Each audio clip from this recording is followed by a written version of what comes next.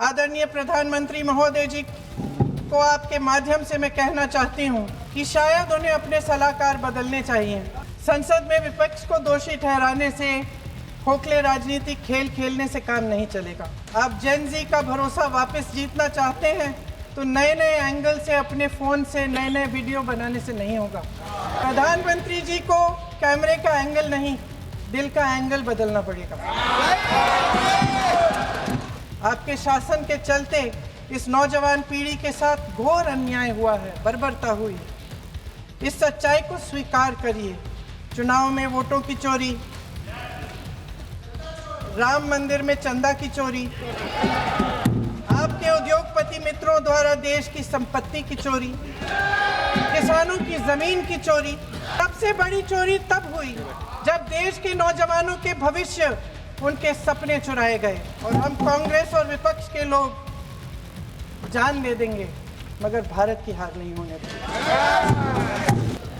आप आज मेरे से नाराज हो रहे हैं, बस मुस्कुरा लीजिए।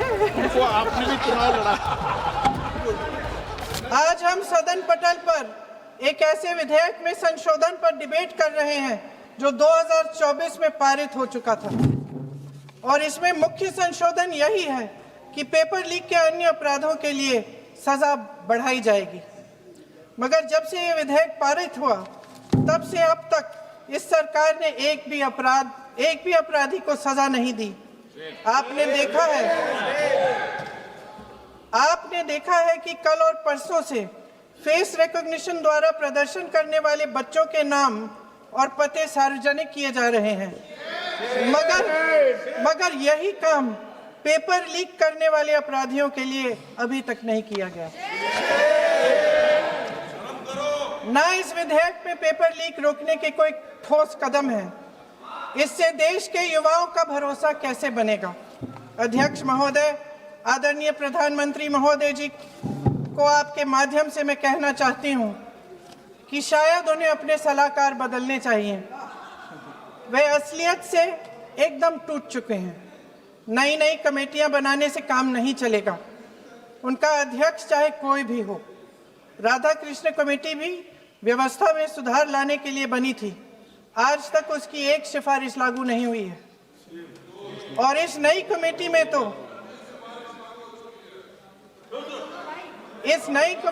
तो एक एक्स-आईबी चीफ, फिर चिल्लाएंगे, एक एक्स-आईबी चीफ, एक आईटी कंपनी के मालिक और एक गौमूत्र के विशेषज्ञ भी हैं।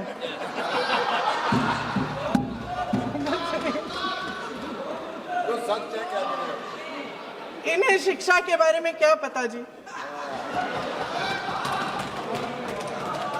सच है। आप आज मेरे से नाराज हो रहे हैं, बस मुस्कुरा लीजिए। वो आपने भी चुनाव लड़ा।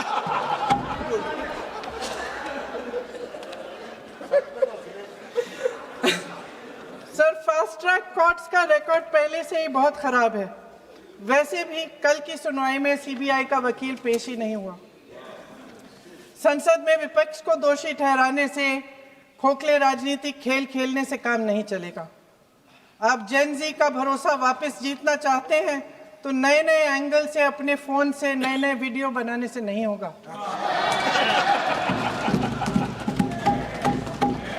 प्रधानमंत्री जी को कैमरे का एंगल नहीं, दिल का एंगल बदलना पड़ेगा। ये जेनरेशन जागरूक है, समझता है, झूठ पहचानने की उसकी अपार क्षमता है। इनका दिल और दिमाग जीतने के लिए आपको सच्चाई पर उतरना पड़ेगा। आपके शासन के चलते इस नौजवान पीढ़ी के साथ घोर अन्याय हुआ है, बर्बरता हुई है। इस सच्चाई को स्वीकार करिए। अपनी जिम्मेदारी से पीछे हटने से काम नहीं चलेगा। आदरणीय प्रधानमंत्री महोदय जी, आपको जिम्मेदारी लेनी पड़ेगी, ठोस कदम उठाने पड़ेंगे। शिक्षा विशेषज्ञों को इकट्ठा कीजिए, छात्रों, अध्यापकों, सभी स्टेक होल्डर्स को साथ लेकर, अन्य विचारधाराओं के थॉट लीडर्स के साथ गहरी चर्चाएं करवाकर एक नई शिक्षा प्रणाली तैयार कीजिए।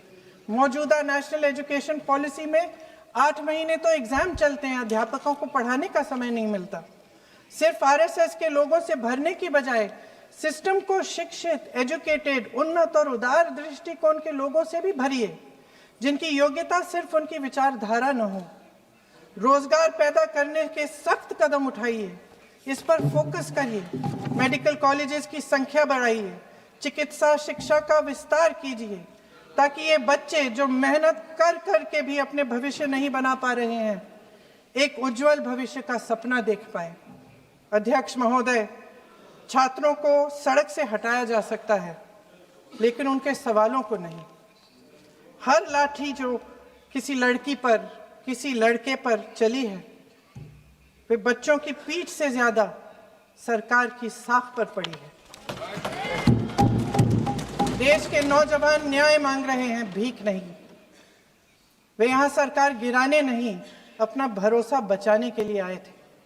अध्यक्ष महोदय, आपके माध्यम से मैं सरकार को कहना चाहती हूँ, अपनी साख बचाइए, अपनी नीयत ठीक करिए, अपनी अकड़ का इलाज कीजिए, अपने वादों पर अमल कीजिए।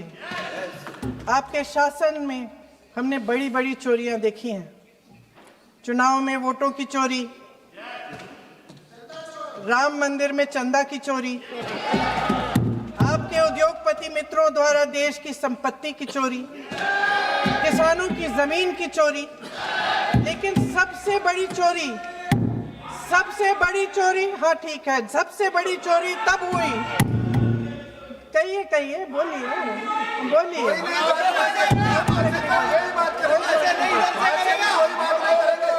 सुन लीजिए, शांति से सुन लीजिए,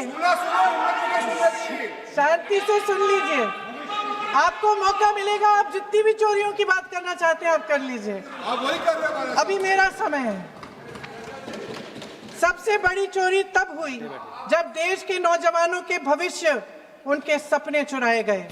भविष्य की चोरी, सपने की चोरी किसी भी चोरी से कहीं बड़ी होती है महोदय। अगर देश का युवा निराश हो जाए, अगर देश का युवा निराश हो गया, उसकी उम्मीद टूट गई, तो सबसे बड़ी हार भारत की हार होगी। और हम कांग्रेस और विपक्ष के लोग जान दे देंगे, मगर भारत की हार नहीं होने देंगे। जय हिंद। सर, अब तो मुस्कुरा लीजिए, भाषण खत्म।